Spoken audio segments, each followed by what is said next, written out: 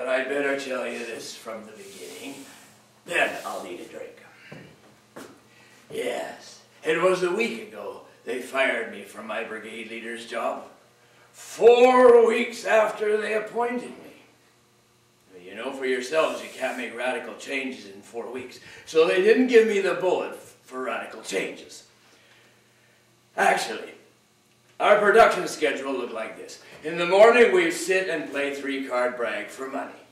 Then we'd get up, unroll a drum of telephone cable and lay it underground.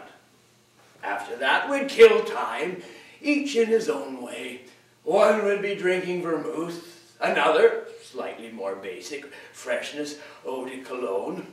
Yes, the ones with a bit of class would be on the cognac at Sheremetyevo Airport.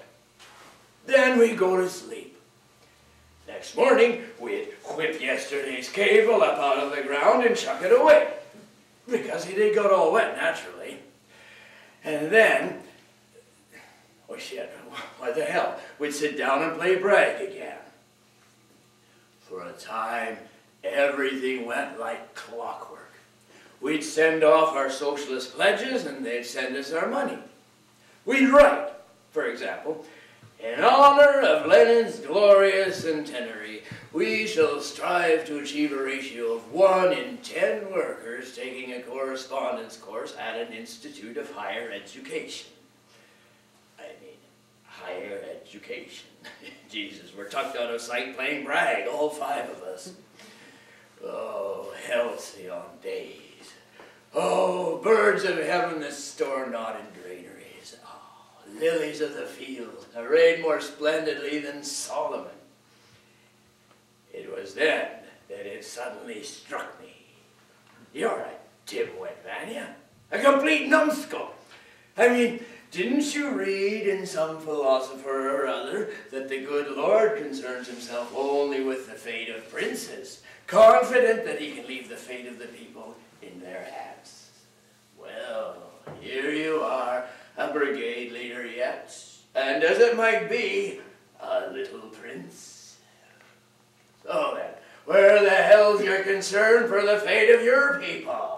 Have you looked into the souls of these parasites, into their benighted souls?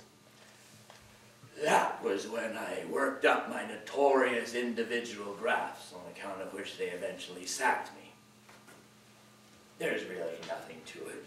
You lay out 2 axes, one horizontal and one vertical.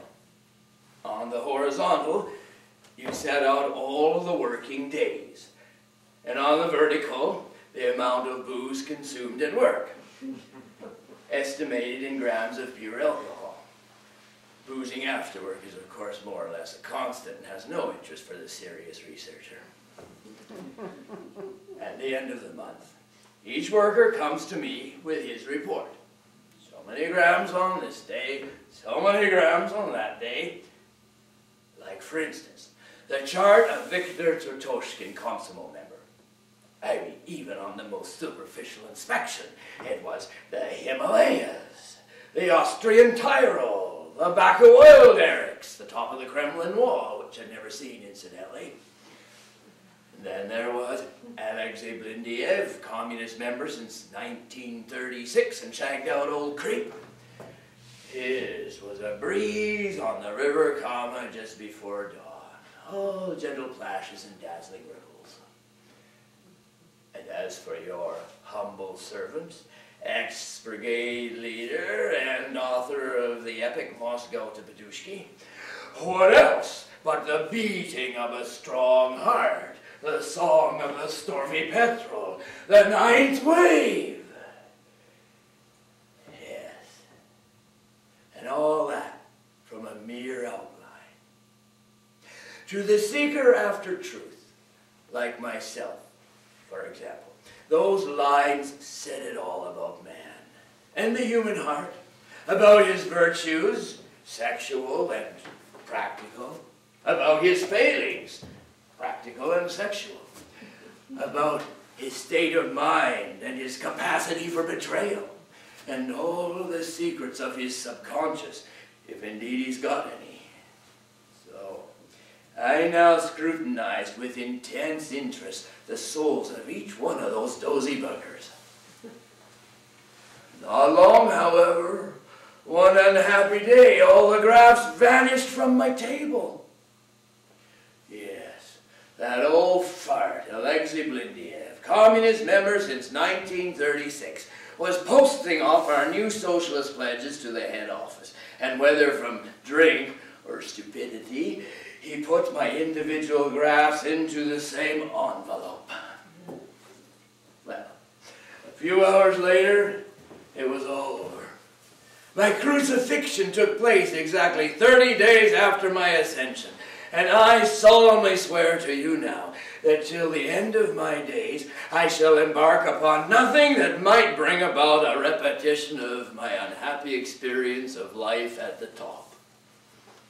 Yes, I shall remain at the bottom, and from down there spit on your whole social ladder. One spit for every rung.